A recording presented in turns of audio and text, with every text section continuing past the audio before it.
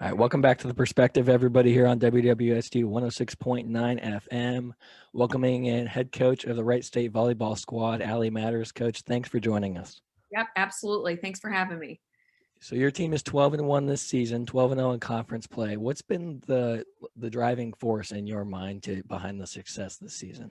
Yeah, to be honest, I hate to say that I think, losing in the semis last year at the Horizon League tournament to Northern Kentucky at our place, I think it really grounded us. I think we went into that match and we had beaten them all season, and we were in our home gym and we had our family and friends and fans, and but in the moment we didn't have our best weekend. So I think we were still able to get that at-large bid. We still went to the NCAA tournament, so we still were able to experience everything that we wanted. But I think coming back in the fall and starting competition in the spring, we hit the ground running and we're like, we want to win a championship this year. We're not going to make the same mistake twice. So I think that has really been a factor for us, and just something that has always been on our mind of, all right, we've done this before. We had a great season last year, and then we get to the tournament and now it's time to make some noise there. So from my eyes, being at McLean and watching you guys play, this seems like a very tight-knit group. Is that something that is kind of motivating in that success, and how valuable is it to have that? Yeah, sure. I think that, during this pandemic, a lot of our student athletes, a lot of them chose Wright State geographically because, their parents and their aunts and uncles and grandparents could come watch them compete. And if they wanted to go home on a Saturday night and have a home cooked meal and do their laundry, they could do that. So I think during this time where we kind of made our own bubble and everyone's staying in, and people really aren't seeing their families like they regularly would, we only have each other. So I think this time is just like, wow, like I'm going through something. I can't just go home like I normally would and use my parents as a support system physically. So I think that we depend on each other for a lot, and we train together every day. And I think that we've seen this program was at its lowest when I was hired. And I think there was a lot of buy-in immediately when I took over the program. So I think, I have players that were recruited by the old staff and played for the old staff. I have people that were recruited by the old staff and never played for them. And then I have kids that my assistant and I brought in that knew none of that. So I think like the levels of the program and where, some of the athletes were brought up in and some of them never know, it makes for an interesting dynamic, and it hasn't failed us thus far.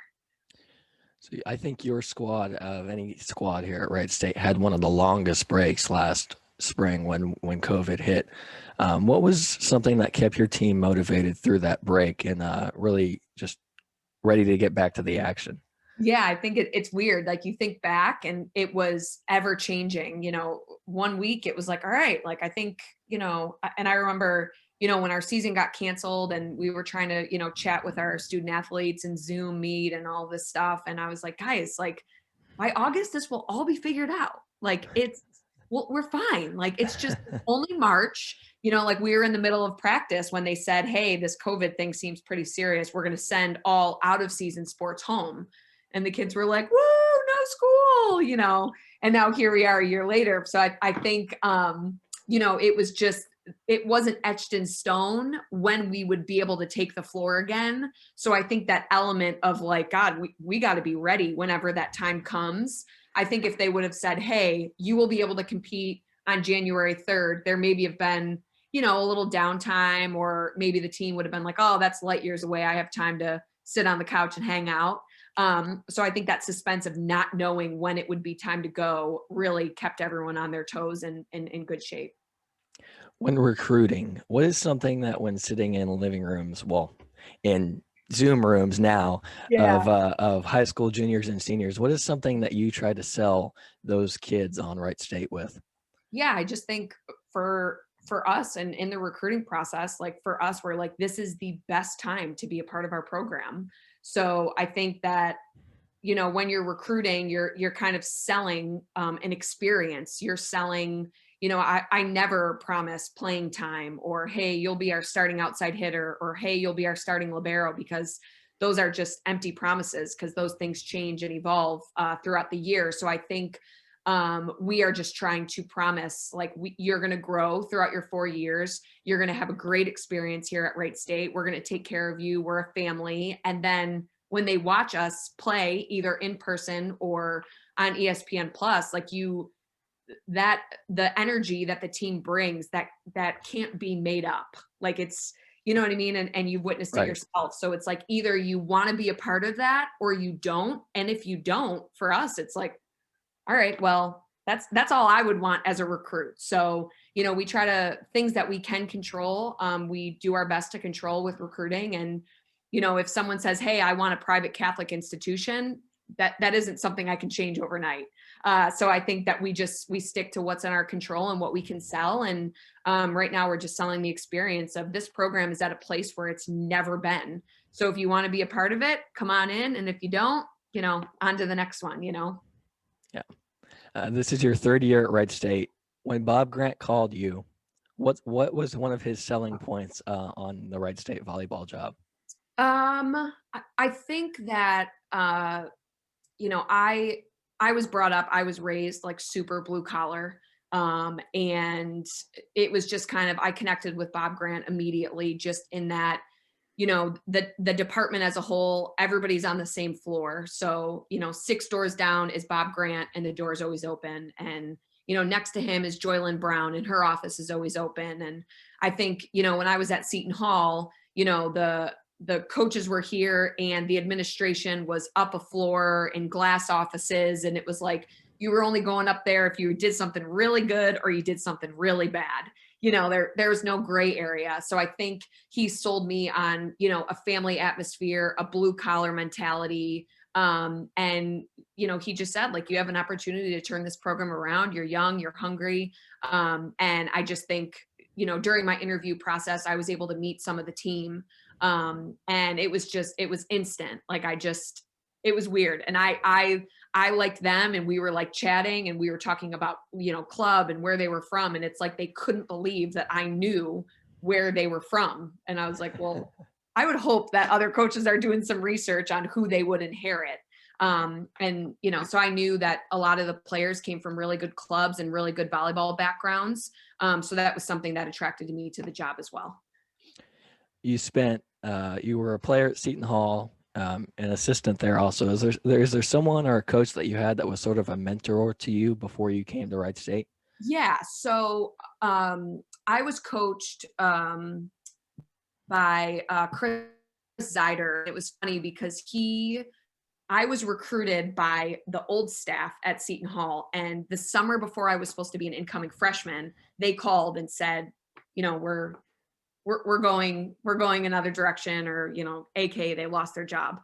So Right. the head coach Chris came in the same year. His first year was my freshman year. So I kind of was able to be a part of his growth of taking over a program. And my freshman year, we weren't so great. Sophomore year, a little bit better. Junior year, great. And then my senior year, we made it to the Big East tournament for the first time since 1990. So I was kind of a part of that as a player, and just the patience of it. And, Rome wasn't built in a day mentality. So, he was a huge part of who I am as a coach. And, we're kind of like type A and very organized, and we like things done our way. So I connected to him as an athlete. And then now as a coach, I think that, I see myself in him as well. And the assistant at the time, Allie Yeager, she actually played at Wright State.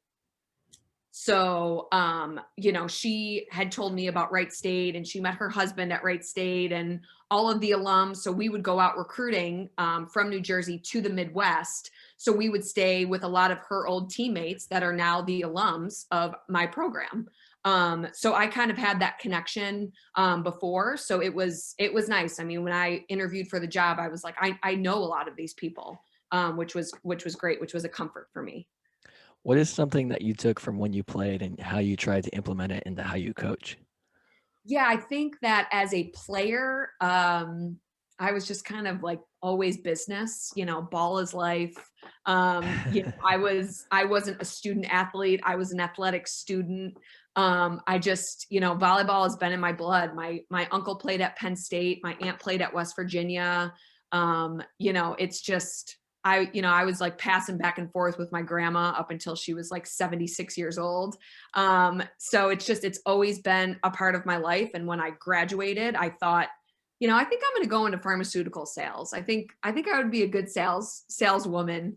And I was able to go to graduate school and get a little dose of coaching, and I feel like I just have never looked back. So I think I just in college, I mean, I loved my college experience, but I was just so invested into the program and into my own game that I just couldn't imagine my life without it. Well, Coach, I can't thank you enough for your time. Thank you Yeah, for joining us today. absolutely. Thanks so much. I appreciate it. Are you going to be around on Monday? I sure will. I'll be there. Yes. Love to hear it. Thanks so much, Parker. Thank you.